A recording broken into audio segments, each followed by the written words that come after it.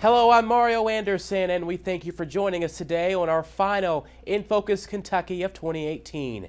For the last 52 straight weeks, we have interviewed 37 different statewide and local lawmakers and 97 non-elected officials, usually right here in our In Focus Kentucky studios, but on many occasions out traveling the state and maybe in your own community. The elected guests range from the who's who of statewide politics, including Kentucky's 62nd Governor of the Commonwealth, Matt Bevin, who had not taken part in any formal sit-down interviews with any Kentucky media in over 6 months before our interview, and we interviewed him twice this year. We were also joined by Kentucky's top law enforcement official, Attorney General Andy Beshear. Ryan Quarles, Kentucky's Agriculture Commissioner, also joined the program. We also enjoyed visiting with local mayors, council members, state representatives, and state senators. And we also sat down with two high-profile candidates from one of the most competitive elections in America, Kentucky's 6th District congressional race featuring Andy Barr and Amy McGrath. Here's a look back at some of our top newsmakers in no particular order from 2018. Well, once again, Governor, we appreciate you making time to join us today. Very welcome. Pleasure to be here with you. I know that there are a lot of important political issues that are facing Kentucky, and one of those hot button issues for you has been workforce development. So kind of talk us through that and why that has been an important issue that you want to tackle.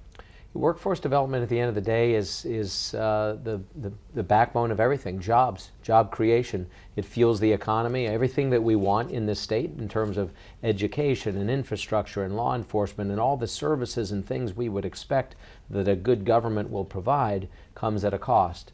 And all that cost comes from taxpayer dollars, and those taxpayer dollars are paid by people who are working and producing wealth and goods and services, trading hands, and all that then comes back to where are the people going to come from that will do those jobs, that will create that wealth, that will pay for all the things we want, and it goes back to workforce development. And we've got to, in the 21st century, make sure that we have men and women who are trained for jobs that exist and they're ready and able to do those jobs when they arrive.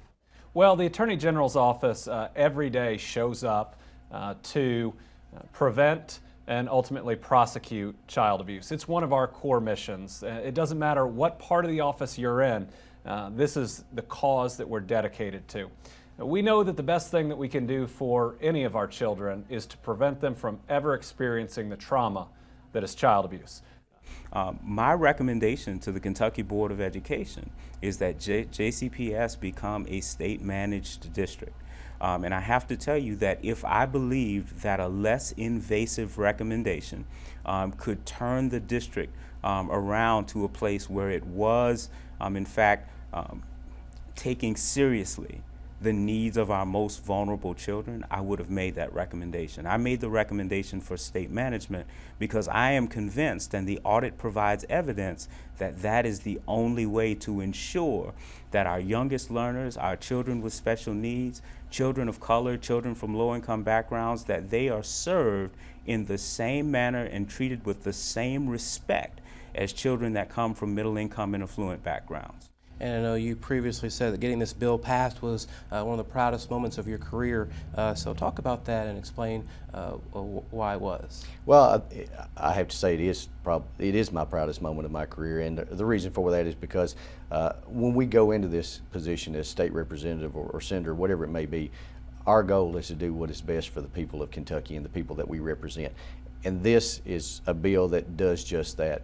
It helps the most vulnerable in our state, and that's our children. And they are our future. And so with this bill, we're trying to make a brighter future for those who are in a tough situation. And this bill does that, and it also helps those families by either reunifying them if that's possible, getting them back together as quickly as possible. And if that's not safe for the child, then we get that child moved on to and adopted to their forever home. Voters, the potential voters who potentially think that some of the negative ads or negative tone of this particular race could be a concern to them. What do you say to voters in regards to that?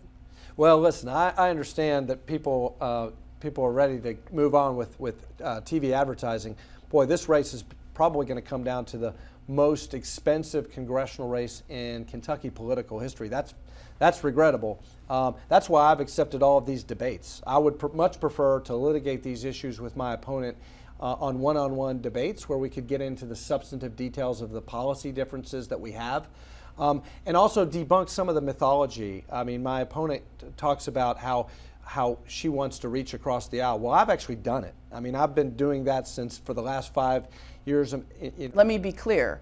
I don't want to go to Washington to represent the 6th District as a Democrat or a Republican. I want to go to represent the 6th District as an American. My #1 priority will always be putting our country and the people of the 6th District first, even if it means going against my party. If my own party goes off the cliff, I won't be following them. And I think that's a clear distinction between myself and the current incumbent in the seat right now. He basically just follows whatever his party tells him to do.